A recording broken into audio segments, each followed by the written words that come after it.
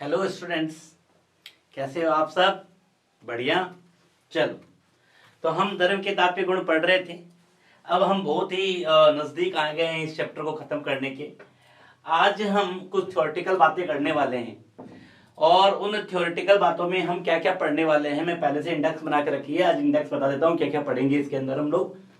सबसे पहले हम बात करेंगे ब्लैक बॉडी की कि ब्लैक बॉडी क्या होती है। फिर फेरी ब्लैक बॉडी क्या होती है इसकी बात करेंगे। एब्जॉर्प्शन पावर यानी कि अवशोषण क्षमता क्या होती है इसके बारे में बात करेंगे। इमिशन पावर उत्सर्जन क्षमता क्या होती है, और एमिसिविटी उत्सर्जकता क्या होती है, और किरचॉफ का नियम किरचॉफ लॉ के बारे में बात करेंगे। हम सब चीज को डिटेल में समझेंगे, वन बाय वन सारी चीजों को समझाऊंगा, एकदम आसान से समझिएगा। और एक बार इस वीडियो को देख लोगे तो मुझे नहीं लगेगा कि इसको पढ़ने के बाद आपको कोई किताब खोलने की जरूरत होगी। और मैं गारंटी कहता हूं अगर आप इस वीडियो को अच्छे से देख लोगे तो आपको कोई भी चीज पढ़ने की जरूरत नहीं है, आपकी सारी चीजें क्लियर हो जाएगी।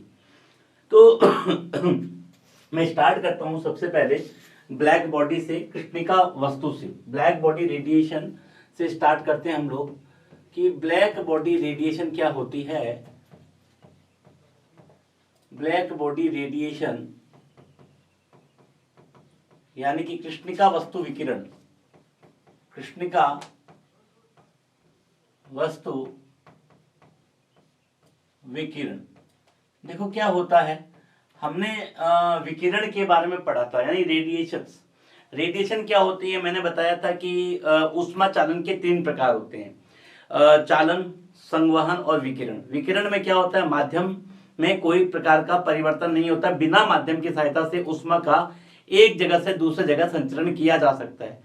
और जब बिना माध्यम की सहायता से ऊष्मा एक जगह से दूसरी जगह जाती है तो ये तरंग के रूप में चलती है। कौन सी तरंग के रूप में चलती है? विद्युत चुंबक के तरंगों के रूप में चलती है। और अगर ये विद्युत चुंबक के तरंगे हैं तो इनके पास ऊर्जा भी होती है। और इन विकिरणों के पास यानी कि इन विद्युत चुंबक के तरंगों के पास जो ऊर्जा होती है उसी को हम बोलते हैं विकिरण ऊर्जा। क्या बोलते हैं? विकिरण ऊर्जा। वापस मैं कह देता हूं, विकिरण का मतलब क्या होता है कि ऊर्जा का एक जगह से दूसरी जगह स्थानांतरण तरंगों के रूप में। किसके रूप में? तरंगों के रूप में। और इन तरंगों में जो ऊर्जा होती है उसी को नाम देते हैं विकिरण ऊर्जा। इन तरंगों में जो ऊर्जा होती है उसी को नाम देते हैं विकिरण ऊर्जा। तो देखो ब्लैक बॉडी क्या होती है समझते हैं कि जैसे मान लो कि कोई एक बॉडी है, ठीक है, कोई एक बॉडी है, कोई भी एक बॉडी है, मैं सिंपल सी बात समझता हूं, कोई भी एक वस्तु है। जब इस वस्तु पर प्रकाश का विकिरण ऊर्जा गिरती है यानी कि उष्मा या मैं कहता हूं विकिरण गिरता है, ये कहां से आ रही है? ये सूर्य से आ रही है। और ये सूर्य से आने वाली जो विकिरण ऊर्जा है जब इस पे गिरती है तो ये मान लो अगर विकिरण ऊर्जा Q है, ठीक है ना, अगर ये विकिरण ऊर्जा Q है तो इसका कुछ ना कुछ भाग ये अवशोषित कर लेगा, कुछ भाग क्या कर लेगा, ये अवशोषित कर लेगा, और कुछ भाग ये क्या कर देगा, कुछ भाग ये क्या कर देगा, इसमें से निकलने दे देगा, कुछ भाग को ये अपने में से निकलने दे देगा यानी कि पारगमन कर देगा, पारगमन अपने में से निकल जाएगी। और कुछ भाग को ये क्या कर देगा, परावर्तित कर देगा, जिसको बोलते हैं परावर्तन। तो यानी कि जब किसी वस्तु पर विकिरण ऊर्जा आपतित की जाती है, जब किसी वस्तु पर विकिरण ऊर्जा आपतित करती जाती है तो वो उसका 3 तरह का उपयोग करता है। क्या क्या करता है? एक तो वो उसका अवशोषण करेगा, दूसरा उसका परावर्तन करेगा, और तीसरा उसका पारगमन करेगा। 3 चीजें हो सकती है। अब ये वस्तु की प्रकृति पे निर्भर करेगा कि वस्तु किसी ऊर्जा का ज्यादा अवशोषण करती है या उत्सर्जन करती है या उसका पारगमन करती है। या तो वस्तु ज्यादा अवशोषण कर सकती है, या वस्तु परावर्तित कर सकती है, या वस्तु उसको पारगमित कर सकती है। 3 चीजें हो सकती है। जैसे हम काला कपड़ा पहनते हैं, सुनना मेरी बात, काला कपड़ा क्या करता है? काले कपड़े के अंदर खास बात होती है कि काला कपड़ा अपने ऊपर पड़ने वाली सभी विकिरणों को या सभी विकिरण ऊर्जा को क्या कर लेता है? अवशोषित कर लेता है। तभी तो हम क्या बोलते हैं, गर्मियों में कहते हैं कि काले कपड़े मत पहनो, सर्दियों में काले कपड़े पहनो। क्यों सर्दियों में काले कपड़े पहनने के लिए कहा जाता है? क्योंकि काले कपड़े पर जब ऊर्जा गिरती है, विकिरण ऊर्जा गिरती है, तो ये काला कपड़ा सभी ऊर्जाओं को अवशोषित कर लेता है और हमें गर्मी मिलती है। यानी कि इस काले कपड़े की क्या विशेषता हो गई? इस काले कपड़े की ये विशेषता हो गई कि ये बस ऊष्मा को अवशोषित कर सकता है, यानी कि इसकी अवशोषण क्षमता, अवशोषण ज्यादा है इसका। एक सफेद कपड़ा पहनते हैं वो ऊष्मा का अवशोषण नहीं करता है, वो ऊष्मा का अवशोषण नहीं करता, वो ऊष्मा को क्या कर देता है? परावर्तित कर देता है। क्या कर देता है? परावर्तित कर देता है। यानी कि उस सफेद कपड़े के अंदर परावर्तन का गुण ज्यादा है, ठीक है ना। तो इस तरीके से हर वस्तु का अलग अलग प्रकृति होती है। इसका मतलब जब किसी वस्तु पर प्रकाश ऊर्जा को, या मैं कह सकता हूं अवशोषण, जब किसी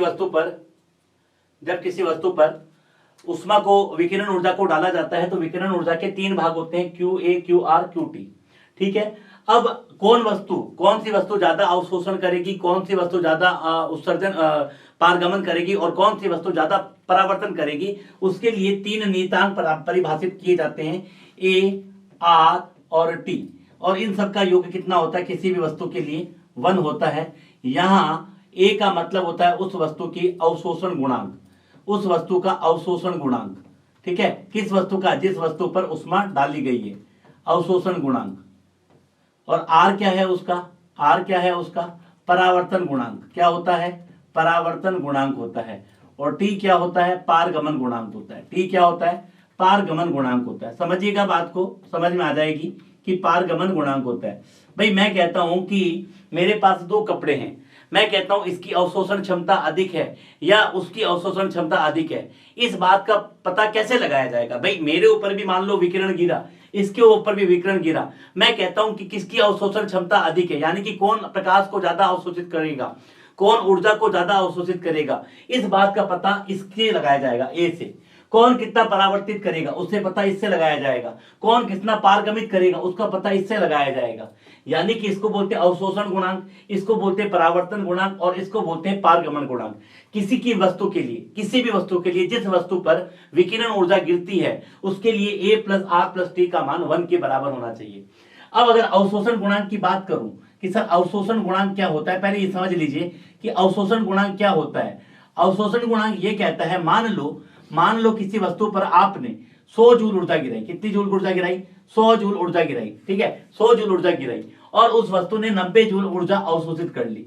वही दूसरी वस्तु पर भी आपने 100 जूल ऊर्जा गिराई, लेकिन उसमें आपने 70 जूल ऊर्जा ही अवशोषित करी। तो मैं अगर आपसे एक बात पूछूं कि किसका अवशोषण गुणांक अधिक है, तो आपने बोला कि इसका अवशोषण गुणांक अधिक है क्योंकि 100 में से ये 90 भाग अवशोषित कर लेता है और ये 100 में 70 भाग अवशोषित कर रहा है। यानी कि किसका अवशोषण गुणांक अधिक है? इसका अधिक है, यानी कि ये अच्छा अवशोषक है। क्या है? अच्छा अवशोषक है। वैसे ही अगर मान लो अवशोषण की जगह यही चीज मैं करूं परावर्तन गुणांक के लिए, मैंने कहा यही बात मैं कहता हूं परावर्तन गुणांक के लिए, यानी कि अगर किसी वस्तु पर मैंने 100 जूल ऊर्जा डाली, कितनी जूल ऊर्जा डाली? 100 जूल ऊर्जा डाली और उसने 90 जूल ऊर्जा को परावर्तित कर दिया, 90 जूल ऊर्जा को परावर्तित कर दिया, केवल 10 जूल ऊर्जा को अपने पास रखा। और दूसरी वस्तु पर ही 100 जूल ऊर्जा डाली, लेकिन उसने 70 जूल ऊर्जा को क्या कर दिया? परावर्तित कर दिया।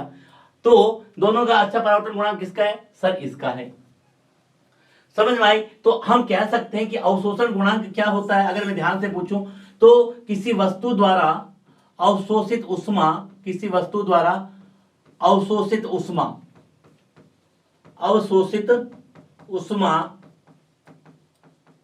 बट उस वस्तु पर आपतित होने वाली आपतित उष्मा, या आप इसको बोलते हो विकिरण ऊर्जा, एक ही बात है, विकिरण ऊर्जा, इसका जो अनुपात होता है उसको हम बोलते हैं अवशोषण गुणांक। क्या बोलते हैं? अवशोषण गुणांक। क्या बोलते हैं? अवशोषण गुणांक। अब आपको बात समझ में आ गई होगी। अगर यही मैं बोलूं परावर्तन गुणांक, ध्यान से सुनना, परावर्तन मतलब कितनी ऊर्जा को ये परावर्तित कर सकता है। मान लो हमने कुछ चीज डाली, वस्तु पर आपतित विकिरण ऊर्जा, आपतित विकिरण ऊर्जा, और ये वस्तु पर आपतित विकिरण ऊर्जा हुई और वस्तु ने कितना भाग वस्तु द्वारा परावर्तित उष्मा, या आप कह सकते हो वस्तु द्वारा परावर्तित विकिरण उष्मा या विकिरण ऊर्जा, एक ही बात है। इसका जो अनुपात होता है उसको क्या बोलते हैं? परावर्तन गुणांक। अगर इसी प्रकार से पारगमन गुणांक बोलूं, पारगमन का मतलब अपने में से पार कर जाना, अवशोषण नहीं करना, अपने में से गुजर जाना। जैसे जब किसी कोई कांच की पट्टिका होती है, उस पर जब लाइट गिरती है तो लाइट प्रकाश जो होता है उस पट्टिका से होकर गुजर जाता है, यानी कि वो क्या हो गया? पारगमन हो गया। उसका क्या हो गया? पारगमन हो गया। ना तो अवशोषण हुआ ना ही परावर्तन हुआ, उसका क्या हो गया? पारगमन हो गया। तो वस्तु द्वारा पारगमित विकिरण ऊर्जा बटा वस्तु पर कुल आपतित विकिरण ऊर्जा, इसका जो अनुपात होता है उसको हम बोलते हैं पारगमन गुणांक। अब जिस वस्तु के लिए ए का मान बहुत ज्यादा होगा, इसका मतलब मैं कह सकता हूं कि वो अच्छी अवशोषक है। जिस वस्तु के लिए आर का मान बहुत ज्यादा होगा, उसका मतलब वो अच्छी परावर्तक है। और जिस वस्तु के लिए टी का मान बहुत ज्यादा होगा, इसका मतलब वो वस्तु कैसी है, अच्छी पारगमन करती है, मतलब अपने में से गुजरने दे देती है। तो ये बातें आपको याद रखनी है। तो किसी भी वस्तु के लिए ए, आर और टी का मान 1 होता है। अगर किसी वस्तु के लिए ए का मान 0.9 है और ये 0.02 है और ये 0.08 है, तो मैं कह सकता हूं ना कि वो वस्तु बहुत अच्छी अवशोषक है, क्योंकि उसके लिए ए का मान अधिक है। अगर उसी के वनस्पत मैं ये कह दूं किसी वस्तु के लिए इसका मान 0.9 है, इसका मान 0.02 है, इसका मान 0.08 है, इसका मतलब क्या समझ रहे हो कि उस वस्तु के लिए परावर्तन गुणांक का मान अधिक है। तो जिसके लिए ये मान ज्यादा आएगा वो वस्तु वैसी दिख जाएगी। जिसके लिए आर का मान ज्यादा आएगा वो अच्छी परावर्तक है, जिसके लिए ए का मान ज्यादा आएगा वो अच्छी अवशोषक है, जिसके लिए टी का मान ज्यादा आएगा वो अच्छी पारगमन है। यानी कि वो अपने में से ऊष्मा को गुजरने दे देती है। क्या करने दे देती है? गुजरने दे देती है। ना तो वो अवशोषित करती है ना पारगमित करती है, वो अपने में से गुजरने दे देती है, उसको हम बोलते हैं पारगमन। अब ब्लैक बॉडी क्या होती है? ब्लैक बॉडी का संबंध सीधा विकिरण से है, कि विकिरण से ही होता है। देखो कैसे समझते हैं इसको कि ब्लैक बॉडी क्या होती है। एक आदर्श ब्लैक बॉडी वो होती है, एक आदर्श कृष्णिका विकिरण वो होती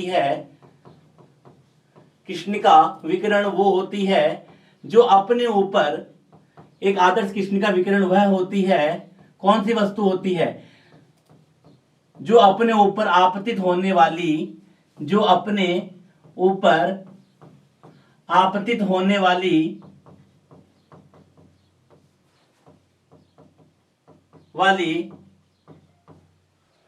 विकिरण से संबंधित, अपने ऊपर आपतित होने वाली विकिरण की संपूर्ण ऊर्जा को अवशोषित कर लेती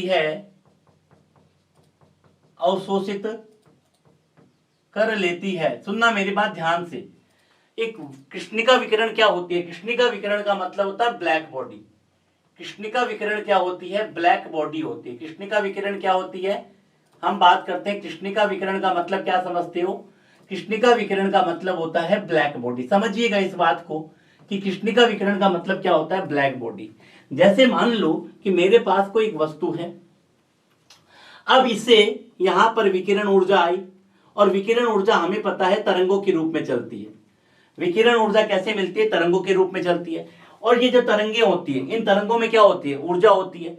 क्यों होती है? सुना मेरी बात ध्यान से वापस, कि जो विकिरण आता है वो तरंगों के रूप में आता है, और इन तरंगों में क्या होती है? ऊर्जा होती है। हर तरंग की ऊर्जा क्या होती है? अलग अलग होती है। हर तरंग की ऊर्जा क्या होती है? अलग अलग होती है। क्योंकि हम जानते हैं कि तरंगे फोटोन से मिलकर बनी होती है। किससे मिलकर बनी होती है? फोटोन से मिलकर बनी होती है, और फोटोन ऊर्जा का कण है। तो वापस कह रहा हूं कि जो विकिरण आता है, जो विकिरण ऊर्जा आती है वो तरंगों के रूप में होती है, और हर तरंग के अंदर क्या होती है? ऊर्जा होती है। हर तरंग के अंदर ऊर्जा होती है। जब ये तरंग एक वस्तु पे गिरती है, मैं वो वस्तु कौन सी मान रहा हूं? वो वस्तु मैं कहता हूं ब्लैक बॉडी है, कृष्णिका विकिरण है। जब ये तरंगे ये इस पे गिरती है, तो इन तरंगों से संबंधित संपूर्ण ऊर्जा का ये वस्तु कौन सी वस्तु? ये जो कृष्णिका है, ये उसका क्या कर लेती है? अवशोषण कर लेती है। क्या कर लेती है? अवशोषण कर लेती है। क्या कर लेती है? अवशोषण कर लेती है। समझ में आ रही है? अवशोषण कर लेती है। तो ऐसी वस्तु जो अपने ऊपर गिरने वाली सभी तरंगों से संबंधित ऊर्जा का अवशोषण कर लेती है, उस वस्तु को हम क्या कहते हैं? ब्लैक बॉडी कहते हैं। कृष्णिका विकिरण कहते हैं, ब्लैक बॉडी कहते हैं। यानी कि ये संपूर्ण ऊर्जा का क्या कर लेती है, अवशोषण कर लेती है, संपूर्ण ऊर्जा का अवशोषण कर लेती है। इसका मतलब इसके लिए अवशोषण क्षमता का मान कितना होता है, अवशोषण गुणांक का मान या अवशोषण क्षमता का मान, अवशोषण क्षमता इसके लिए कितनी होती है, 100% होती है, 100% होती है। और जब इस ब्लैक बॉडी को किसी ताप पर गर्म किया जाता है, जब इस ब्लैक बॉडी को गर्म किया जाता है, जब इस ब्लैक बॉडी को क्या किया जाता है, गर्म किया जाता है, तो ये अपने अंदर अवशोषित सभी प्रकार की ऊर्जाओं को उत्सर्जित कर देती है। क्या कर देती है, जब इस ब्लैक बॉडी को हमने गर्म करना स्टार्ट किया तो ये अपने अंदर जितनी भी ऊर्जा अवशोषित की है उस सभी ऊर्जाओं का क्या करने लग जाती है, उत्सर्जन करने लग जाती है। यानी कि जब इस ब्लैक बॉडी को गर्म किया जाता है तो ये अपने में से जितनी भी ऊर्जाएं इसने अवशोषण करी है उन ऊर्जाओं को ये वापस क्या कर लेती है, उन ऊर्जाओं को तरंगों के रूप में वापस निकाल देती है। यानी कि जिस तरंग से जितनी ऊर्जा ली है उतनी ऊर्जाओं को वापस क्या कर देती है, बाहर निकाल देती है। इसका मतलब ये संपूर्ण ऊर्जा का क्या कर सकती है, संपूर्ण ऊर्जा का उत्सर्जन भी करती है। क्या करती है, उत्सर्जन भी करती है, उत्सर्जन भी कर लेती है। यानी कि इसकी उत्सर्जकता क्षमता भी, उत्सर्जन क्षमता भी इसकी कितनी होती है, उत्सर्जन क्षमता भी कितनी होती है इसकी, 100% होती है। तो एक काली वस्तु की क्या विशेषता है, कृष्णिका ब्लैक बॉडी की क्या विशेषता है, ये एक ऐसी विशेषता है कि अपने ऊपर आने वाली सभी ऊर्जाओं का अवशोषण करती है और जब इसको गर्म किया जाता है तो ये अपनी सभी ऊर्जाओं का उत्सर्जन भी कर देती है। तो एक अच्छी काली वस्तु के लिए क्या विशेषता होती है, एक ब्लैक बॉडी की क्या विशेषता होती है, एक ब्लैक बॉडी की ये विशेषता होती है वो अच्छा अवशोषक भी है और वो अच्छा उत्सर्जक भी है, अच्छा अवशोषक भी है और अच्छा उत्सर्जक भी है। कौन, ब्लैक बॉडी। लेकिन प्रैक्टिकली अगर मैं बात करूं तो कोई भी वस्तु 100% ना तो अवशोषण कर सकती है ना उत्सर्जन कर सकती है। प्रैक्टिकली अगर बात करूं तो कोई भी वस्तु अवशोषण 100% नहीं कर सकती और उत्सर्जन भी 100% नहीं कर सकती है। यानी कि प्रैक्टिकली ब्लैक बॉडी मैं कह सकता हूं, हो सकता है वो 95% कर दे, 96% कर दे, 97% कर दे, पर 100% कोई भी चीज ना तो अवशोषण कर सकती है ना उत्सर्जन कर सकती है। तो अगर मैं प्रैक्टिकली बात करूं तो प्रैक्टिकली जनरली ब्लैक बॉडी होती नहीं है, 100% नहीं होती, लेकिन कुछ चीजों को ब्लैक बॉडी के तुलनात्मक माना जा सकता है। जैसे लैंप ब्लैक कलर होता है, जो लैंप ब्लैक कलर होता है या जो प्लेटिनम ब्लैक होता है, प्लेटिनम ब्लैक,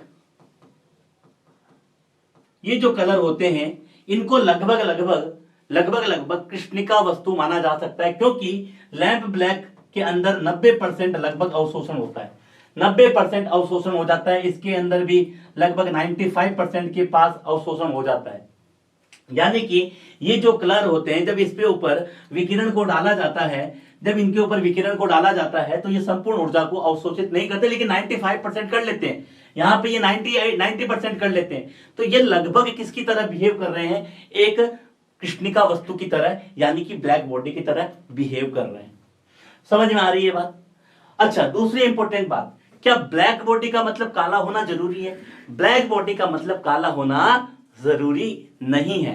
ब्लैक बॉडी का मतलब वस्तु के काला होना जरूरी नहीं है। सर उदाहरण, जैसे सूर्य है, जब सूर्य को गर्म किया जाता है, आपको पता है सूर्य के अंदर बहुत सारी अभिक्रियाएं चलती है और सूर्य का तापमान क्या होता है, बहुत ज्यादा होता है, और इसी के कारण सूर्य क्या करता है, अपने में से ऊर्जा का उत्सर्जन करता है, अपने में से सभी ऊर्जाओं का, सभी विकिरणों का क्या करता है, उत्सर्जन करता है, और वो विकिरणें हमारे पास पहुंचती है। इसका मतलब सूर्य के अंदर, सूर्य उत्सर्जन कहां से कर रहा है, क्योंकि सूर्य ने कोई ना कोई अवशोषण किया है। इसीलिए जब सूर्य को गर्म किया जाता है या सूर्य गर्म होता है तो अपने में से ऊर्जा का क्या करता है, उत्सर्जन करता है। तो सूर्य को भी हम क्या मान सकते हैं, सूर्य को भी एक ब्लैक बॉडी माना जा सकता है, सूर्य को भी ब्लैक बॉडी माना जा सकता है। पर क्या सूर्य का कलर ब्लैक है? क्या सूर्य का कलर ब्लैक है? सर नहीं है, सूर्य का कलर ब्लैक नहीं है, लेकिन सूर्य के अंदर ताप होने के कारण वो समस्त ऊर्जाओं का उत्सर्जन करता है। इसका मतलब उसने जो पहले कुछ ऊष्माएं अवशोषित करी थी उसका ही वो क्या कर रहा है? उत्सर्जन कर रहा है। इसका मतलब सूर्य को क्या माना जा सकता है? ब्लैक बॉडी माना जा सकता है। पर एक इंपॉर्टेंट बात कि ब्लैक बॉडी का काला होना जरूरी नहीं है। हाँ, ब्लैक बॉडी काली होती है, पर सब ब्लैक बॉडी काली हो ऐसा भी कोई जरूरी नहीं है। जिसकी उत्सर्जन क्षमता और अवशोषण क्षमता लगभग 100% होती है वो वस्तु को हम ब्लैक बॉडी कह सकते हैं। मेरी बात समझ में आ रही है?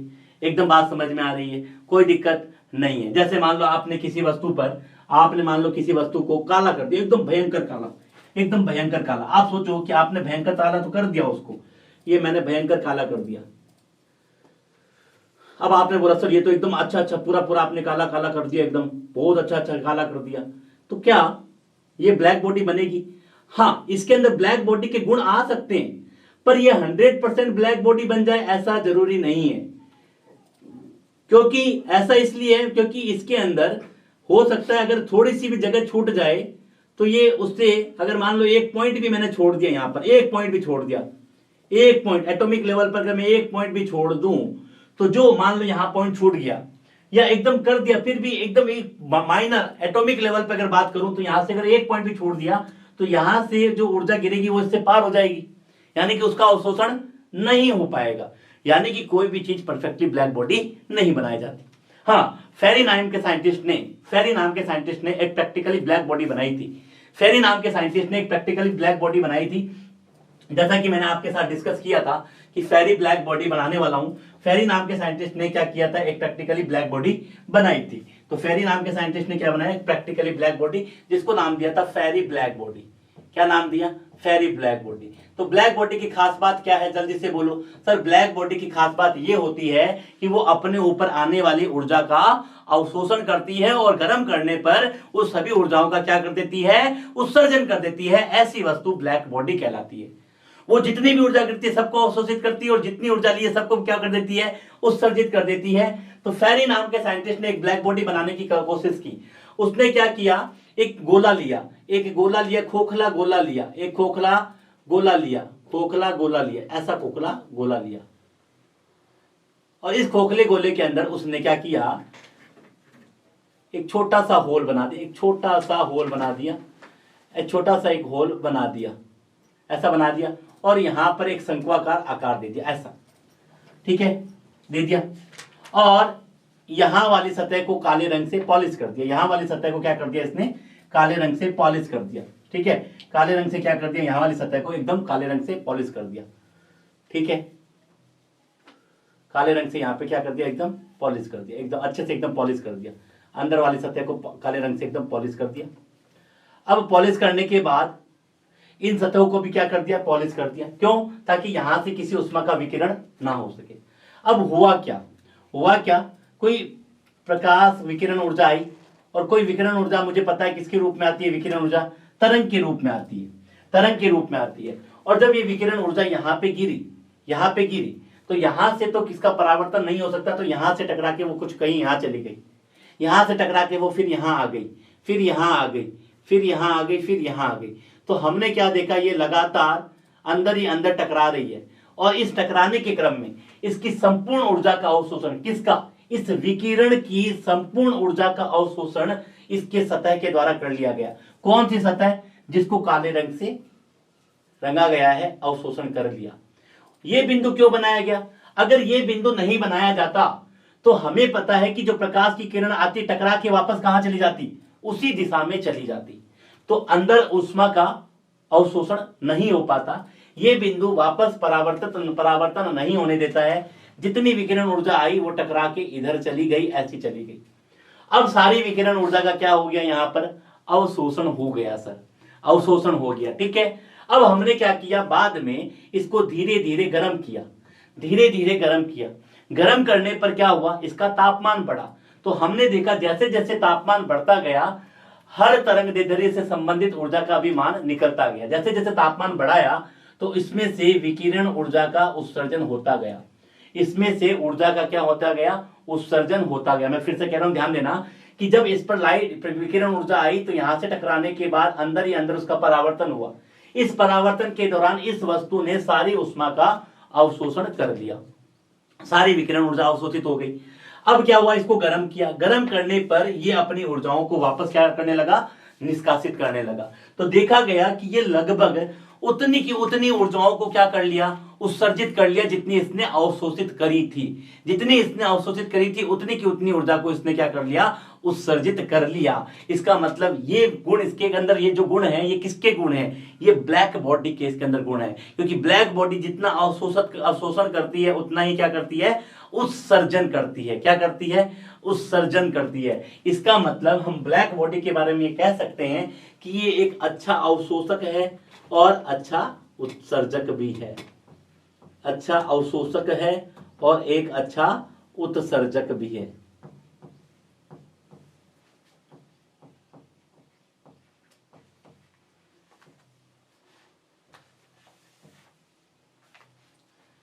जैसे हम किसी वस्तु, जैसे एक हम लाल ग्लास को गर्म करते हैं तो उससे हरी ऊष्मा निकलती है। जब आप किसी लाल ग्लास को गर्म करोगे तो उसमें से कौन सी विकिरण निकलेगी, कुछ समय बाद हरी विकिरण निकलेगी। ऐसा क्यों होता है, ऐसा इसलिए होता है क्योंकि देखो लाल ग्लास था, ग्लास का कलर लाल था, लाल को छोड़ के बाकी सारी कलर का क्या कर लिया गया, उसके अंदर अवशोषण कर लिया गया। जब उसको गर्म किया गया तो उन सभी कलर का, उन सभी रंगों का जो औसत होता है वो हरा होता है। आपको ये बात मालूम होना चाहिए कि जो लाल को छोड़कर अगर सभी कलर गिरे, 7 कलर होते हैं, 7 में लाल को छोड़ के बाकी सभी कलर का क्या किया गया, अवशोषण कर लिया गया। अब जब उसको वस्तु को गर्म किया गया तो उससे सभी रंगों को मिलाकर के उसका औसत निकाला गया तो हरा रंग निकला। तो वो विकिरण कौन से कलर की आ जाती है, हरे कलर की विकिरण को उत्सर्जित करने लग जाता है।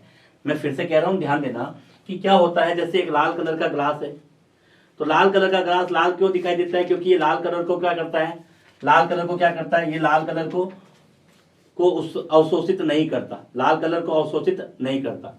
अब इस पे जब कलर गिरे 7 तो इसने लाल को छोड़ के बाकी सभी कलर को क्या कर लिया, लाल को छोड़ के बाकी सभी कलर को क्या कर लिया, लाल को छोड़ के बाकी सभी कलर को क्या कर लिया, इसने लाल को छोड़ के सभी कलर को क्या कर लिया, अवशोषित कर लिया।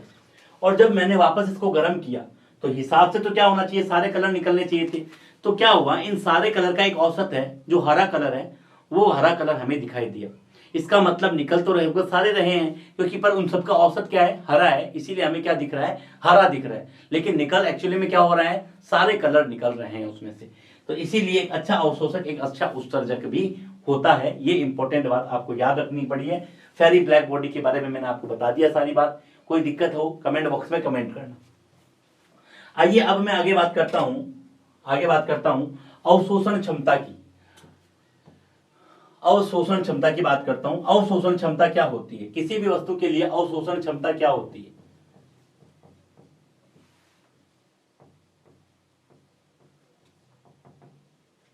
देखो अवशोषण क्षमता क्या होती है, इसको बोलते हैं एब्जॉर्प्शन पावर।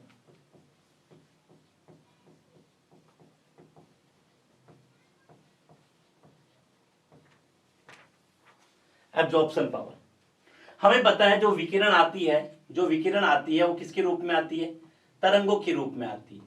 ठीक है, तरंगों के रूप में आती है। ठीक है, और जो सूर्य से विकिरण आती है उसके अंदर 7 कलर होते हैं, पता है हमें, यानी कि 7 कलर की तरंग दैर्ध्य मिलती है। और हर तरंग के अंदर अपनी एक ऊर्जा होती है, हर तरंग के अंदर अपनी ऊर्जा होती है। ठीक है, मान लो मैं किसी वस्तु की बात करूं, ये कोई वस्तु है और इस पे बहुत सारे कलर गिरे, बहुत सारे कलर की तरंग दैर्ध्य गिरी, बहुत सारे रंग की क्या गिरी, तरंग दैर्ध्य आई। और इन सभी तरंगों के पास अपनी ऊर्जा है। बिल्कुल सही बात है सर, सबकी सभी तरंगों की अपनी ऊर्जा है। अब क्या हुआ, मान लो मैं इस तरंग की बात करता हूं, इस तरंग की बात करता हूं, और अगर मैं इस तरंग की बात कर रहा हूं, मान लो इस तरंग के पास 100 जूल ऊर्जा थी, और अगर इस 100 जूल ऊर्जा के लिए इसने इस तरंग की 70 जूल ऊर्जा अवशोषित कर ली, इस पर्टिकुलर तरंग की 70 जूल ऊर्जा अवशोषित कर ली, यानी कि इस पर्टिकुलर तरंग के लिए, इस पर्टिकुलर तरंग के लिए इसकी अवशोषण क्षमता कितनी है, इसकी अवशोषण क्षमता कितनी है, 70% है। कितनी है, 70% है। तो अवशोषण क्षमता क्या होती है, किसी वस्तु पर आपतित विकिरण विकिरण की तरंग से संबंधित ऊर्जा तथा उस वस्तु द्वारा उस तरंग ऊर्जा के अवशोषण की मात्रा का अनुपात, अवशोषण की मात्रा का अनुपात अवशोषण क्षमता कहलाता है। अवशोषण क्षमता कहलाता है। सुनिएगा वापस ध्यान से, इसको ए लैम्डा से दिखाते हैं। क्या बोला मैंने कि मान लो कि विकिरण ऊर्जा आई और विकिरण के अंदर बहुत सारे तरंग हैं, हर तरंग की अपनी अपनी ऊर्जा है। मैं एक विशिष्ट तरंग की बात कर रहा हूं, दोनों में से सभी में से एक विशिष्ट तरंग ले लिया। मैंने कहा ये तरंग आई, इस तरंग में ऊर्जा थी, इस तरंग की कितनी ऊर्जा का भाग इसने अवशोषित किया और कितनी तरंग ऊर्जा लाई और कितना अवशोषित किया, उसका जो अनुपात होता है उसे ही हम क्या कहते हैं, अवशोषण क्षमता। और अगर मैं ब्लैक बॉडी के लिए बात करूं तो आप जानते हो कि ब्लैक बॉडी के लिए इसका मान 1 होता है। क्यों होता है सर? यानी कि ये 100% क्या होती है, अवशोषण कर लेती है। इस पर जितनी भी ऊर्जा गिरती है ये सभी ऊर्जा का क्या कर लेती है, सभी तरंगदैर्ध्यों का क्या कर लेती है, अवशोषण कर लेती है। इसीलिए ब्लैक बॉडी के लिए अवशोषण क्षमता का मान 1 होता है, लेकिन बाकी सभी के लिए अवशोषण क्षमता 1 नहीं होती है, क्योंकि बाकी सभी वस्तुएं पूरी की पूरी विकिरण ऊर्जा को अवशोषित नहीं कर पाते। समझ में आई बिल्कुल समझ में आई। तो ये होती है अवशोषण क्षमता। क्या होती है? अवशोषण क्षमता। और ब्लैक बॉडी के लिए क्या लिखी जाती है, 1। और अगर मैं बात करूं उत्सर्जन क्षमता,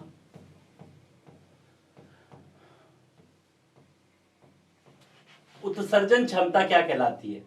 उत्सर्जन क्षमता होती है, अगर मान लो ये वस्तु थी जिसने ऊर्जा का अवशोषण किया किसी तरंगदैर्ध्य का, जब इस वस्तु को T ताप पे गर्म किया जाता है तो इसके एकांक क्षेत्रफल के द्वारा उत्सर्जित विकिरित ऊष्मा की मात्रा, मैं वापस कह रहा हूं ध्यान देना, जब इस वस्तु को जिसने पहले अवशोषण किया था, जब इसको किसी T ताप पर गर्म किया जाता है तो ये अपने में से ऊर्जा का उत्सर्जन करती है। तो इसके एकांक क्षेत्रफल द्वारा किसी ताप T पर उत्सर्जित ऊष्मा की मात्रा, इसने कितनी ऊष्मा उत्सर्जित की, उसका जो मात्रा होती है उसको हम क्या बोलते हैं, उत्सर्जन क्षमता कहते हैं। और उत्सर्जन क्षमता को ई लैम्डा से लिखा जाता है। किसे लिखा जाता है? ई लैम्डा से। मान लो अभी मैंने बताया किसी विशिष्ट तरंगदैर्ध्य के लिए इसने 70 ऊर्जा अवशोषित की, मान लो इसने 70% अवशोषित की। अब जब इसको गर्म किया तो इसने कितना भाग निकाला, कितना अवशोषित किया और उसमें से कितना भाग निकाला, उसका जो अनुपात होता है या वो जो चीज होती है उसको हम क्या कहते हैं, उत्सर्जन क्षमता कहते हैं। क्या कहते हैं? उत्सर्जन क्षमता। समझ में आई? और अगर मैं ब्लैक बॉडी के लिए उत्सर्जन क्षमता लिखता हूं तो हमेशा ध्यान रखिएगा कि ब्लैक बॉडी के अंदर खास बात होती है, जितनी ऊष्मा लेता है उतनी ही ऊष्मा छोड़ता है। जितनी विकिरण ऊर्जा लेता है उतनी ही विकिरण ऊर्जा क्या करता है, वो छोड़ता है। और उसी तरंगदैर्ध्य के इसके लिए ई लैम्डा होती है और ये कितना होता है, 1 होता है, क्योंकि जितना लेता है उतना ही छोड़ता है। ये अच्छा अवशोषक है तो अच्छा उत्सर्जक भी है। कौन? Black body. तो यहां से एक संबंध आता है, उत्सर्जकता क्या होती है सर? उत्सर्जकता क्या होती है? उत्सर्जकता एमिसिविटी क्या होती है? एमिसिविटी होती है ई लैम्डा बटा E lambda is equal to emissivity. ये क्या होता है सर? आपको ये पता है कि ये क्या है? ये है ब्लैक बॉडी द्वारा उत्सर्जित ऊष्मा, ब्लैक बॉडी द्वारा उत्सर्जित ऊर्जा। और ये क्या है? किसी सामान्य वस्तु द्वारा उत्सर्जित ऊष्मा, उत्सर्जित ऊष्मा या उत्सर्जित विकिरण ऊर्जा, उत्सर्जित विकिरण ऊर्जा, यानी कि किसी दिए गए ताप पर, किसी दिए गए ताप पर, मान लो 100 डिग्री है, 50 डिग्री है, 80 डिग्री है, जब किसी वस्तु को गर्म किया जाता है, गर्म किया जाता है, तो उसने कितनी ऊष्मा उत्सर्जित करी, और उसी ताप पर, और उसी ताप पर किसी ब्लैक बॉडी ने कितनी ऊष्मा उत्सर्जित करी। मान लो मैं 100 डिग्री पर एक वस्तु को गर्म किया और मैंने देखा उसने इतनी ऊष्मा उत्सर्जित की, और अगर उसी 100 डिग्री ताप पर मैंने किसी ब्लैक बॉडी को गर्म किया तो मैंने देखा कि ब्लैक बॉडी ने कितनी ऊष्मा उत्सर्जित करी। उन दोनों का जो अनुपात होता है उसी ही हम क्या कहते हैं, एमिसिविटी, उत्सर्जकता कहते हैं। अगर मान लो यहां पर सामान्य वस्तु की जगह अगर ब्लैक बॉडी होती तो यहां पर क्या होता, ब्लैक बॉडी का मान लिखा जाता। ये तो ब्लैक बॉडी फिक्स है, तुलना हमेशा ब्लैक बॉडी से की जाएगी, तो ब्लैक बॉडी फिक्स है, यहां पर भी ब्लैक बॉडी है, तो एमिसिविटी का मान क्या हो जाएगा, 1। किसके लिए, ब्लैक बॉडी के लिए। लेकिन सामान्य वस्तु के लिए एमिसिविटी का मान, उत्सर्जकता का मान 1 से कम आएगा, क्योंकि हमें पता है कि ब्लैक बॉडी 100% निकाल रही है, लेकिन दूसरी वस्तु 100% निकाल नहीं रही है। अगर दूसरी वस्तु भी ब्लैक बॉडी बन जाए, दूसरी वस्तु भी ब्लैक बॉडी बन जाए, तो इसका मान कितना आ जाएगा, 1 आ जाएगा। लेकिन दूसरी वस्तु ब्लैक बॉडी नहीं है तो इसका मान हमेशा 1 से क्या आने वाला है, कम आने वाला है। तो उत्सर्जकता क्या होती है, सीधी सी बात समझो कि मैं एक ब्लैक बॉडी हूं, मेरे अंदर 100% कैपेसिटी है, ठीक है, तुम भी एक वस्तु हो पर तुम्हारे अंदर 70% कैपेसिटी है, तो मेरी तुलना में तुम्हारे अंदर कैपेसिटी कितनी है, ओनली 70%, पर मेरे अंदर कितनी है, 100%। तो हर चीज की तुलना परफेक्ट से की जाती है, और मैं परफेक्ट हूं और तुम मेरे से परफेक्ट नहीं हो। कितने परफेक्ट नहीं हो, 30% परफेक्ट कम हो, क्योंकि तेरे अंदर 70% ही है। तो उसकी जो तुलना होती है उसको ही क्या बोलते हैं, उत्सर्जकता कहते हैं। क्या कहते हैं, उत्सर्जकता कहते हैं। किसी बात को मैं 100% समझा पा रहा हूं, उसी बात को तुम 70% समझा पा रहे हो, इसका मतलब तुम्हारी दक्षता 70% है और मेरी दक्षता कितनी है, 100%। तो तुलना हमेशा 100 वाले से की जाती है। इसीलिए यहां पर हम कोई भी तुलना किससे कर रहे हैं, ब्लैक बॉडी से कर रहे हैं, कृष्णिका विकिरण से कर रहे हैं। बात समझ में आ रही, बात समझ में आ रही है। ये होता है उत्सर्जकता, एकदम आसान है, आप एकदम पढ़ोगे एक बार समझ आएगी, कोई घबराने की जरूरत नहीं। जो बात मैंने बोल दी है उसके ऊपर कुछ नहीं है। आप किताब पढ़ोगे कंफ्यूज हो जाओगे, आप किताब नहीं पढ़ोगे, आपने वीडियो देख लो, आपको कोई भी डाउट नहीं रहेगा, कोई भी डाउट नहीं रहेगा, ये मेरी गारंटी है। क्लियर है, ओके। अब हमने देखिए क्या क्या पढ़ लिया। मैं अगर इंडेक्स की तरफ चलूं तो मैं आपको दिखाता हूं कि हमने लगभग क्या क्या पढ़ लिया। हमने ब्लैक बॉडी पढ़ लिया सर, पढ़ लिया, फेरी ब्लैक बॉडी पढ़ लिया सर, एब्जॉर्प्शन पढ़ लिया, एमिशन पढ़ लिया, एमिसिविटी पढ़ लिया। अब बढ़ता हूं किरचॉफ लॉ। किरचॉफ लॉ क्या होता है, एकदम 2 लाइन का स्टेटमेंट है किरचॉफ लॉ। चलिए चेक करते हैं किरचॉफ लॉ। किरचॉफ लॉ क्या बोला, किरचॉफ का नियम, ताप के लिए किरचॉफ का नियम। किरचॉफ का नियम क्या कहता है, किसी दिए गए ताप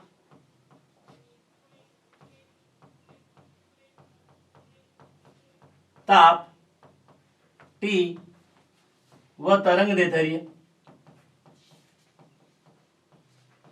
लैम्डा के लिए, तरंग दैर्ध्य लैम्डा के लिए उत्सर्जन क्षमता व अवशोषण क्षमता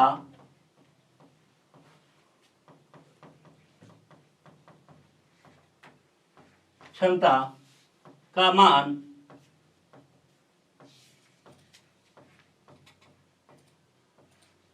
क्या रहता है, का मान नियत रहता है,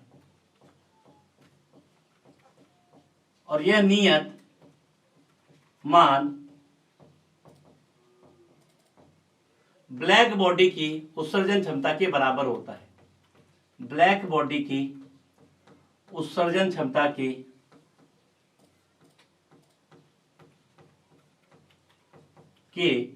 बराबर होता है। सुनिएगा मेरी बात, कोई वस्तु है, उसको T ताप पर गर्म किया तो वो किसी तरंग से संबंधित ऊष्मा का क्या करेगी, उत्सर्जन करेगी, और उसी तरंग से संबंधित कितनी ऊष्मा का उसने अवशोषण किया। मान लो मैं किसी 100 नैनोमीटर की तरंग दैर्ध्य की बात कर रहा हूं, मान लो इसके ऊपर बहुत सारी तरंगें गिरी, किसी एक पर्टिकुलर तरंग की बात कर रहा हूं, उस तरंग से संबंधित ऊर्जा का इसने 80% लिया और जब मैंने गर्म किया तो उसका 60% ही इसने निकाला। तो इसने कितना निकाला? 60% निकाला। लिया कितना था? 80%। यानी कि इन दोनों का जो अनुपात है वो हमेशा क्या रहेगा? नियत रहेगा। तो इसको हम लिखते हैं ई लैम्डा बटा ए लैम्डा बराबर नियत, और इसको हम लिखते हैं ई लैम्डा। किसके लिए? ब्लैक बॉडी के लिए। इसका मतलब अगर किसी वस्तु ने किसी ऊर्जा का अवशोषण किया है तो वो उसका उत्सर्जन भी करेगी, और इन दोनों का अनुपात क्या रहेगा? नियत रहेगा। जितना ज्यादा अवशोषण करेगी उतना ही ज्यादा उत्सर्जन भी करेगी, और इन दोनों का अनुपात किसी भी तरंग दैर्ध्य के लिए और किसी ताप पर यह हमेशा क्या रहेगा? नियत रहेगा। ताप बढ़ाओगे तो हो सकता है उत्सर्जन भी क्या हो जाए? बढ़ जाए। ताप बढ़ाओगे तो उत्सर्जन भी क्या हो जाएगा? बढ़ जाएगा। पर कुल मिला के इन दोनों का जो अनुपात है वो सदैव क्या रहने वाला है? नियत रहने वाला है। और ये अनुपात किसके बराबर होता है? ये अनुपात होता है ब्लैक बॉडी की उत्सर्जन क्षमता के बराबर। उसी वस्तु को उसी ताप पर उसी तरंग दैर्ध्य के लिए एक ब्लैक बॉडी कितना उत्सर्जन करती है, उसी तरंग दैर्ध्य के लिए एक ब्लैक बॉडी कितना उत्सर्जन करती है, जितना उसी ताप और उसी तरंग दैर्ध्य पर एक वस्तु द्वारा उत्सर्जन और अवशोषण का जो अनुपात होता है वो इसके बराबर होता है। मैं फिर से कह रहा हूं, ध्यान दीजिएगा। इस वस्तु ने अवशोषित किया, इस वस्तु ने उत्सर्जन किया, और अगर उसी ताप पर उसी तरंग दैर्ध्य पर मैं किसी ब्लैक बॉडी को गर्म करूं, तो उसने कितनी ऊर्जा निकाली, उसको हम बोलते हैं ई लैम्डा। और ये मान इन दोनों के अनुपात के क्या होता है? तुल्य होता है। इसे ही बोला था किरचॉफ का नियम। इसके नियम के अनुसार एक अच्छा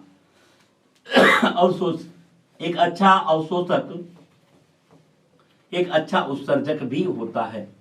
अच्छा अवशोषक बराबर अच्छा उत्सर्जक भी होता है। ये बात इसने बोली थी। बात समझ में आ रही है? कोई दिक्कत है तो बोलेंगे कि अगर किसी वस्तु ने ऊर्जा किसी तरंग दैर्ध्य के लिए किसी ताप पर कोई ऊर्जा अवशोषित करी है और तो उत्सर्जित भी करी है, इन दोनों का जो अनुपात है उसी ताप पर उसी तरंग दैर्ध्य के लिए ब्लैक बॉडी ने कितनी ऊर्जा उत्सर्जित करी उसके बराबर होता है। और ये अनुपात हमेशा क्या रहता है? नियत होता है। क्या होता है? नियत होता है। ये बात याद रखनी है।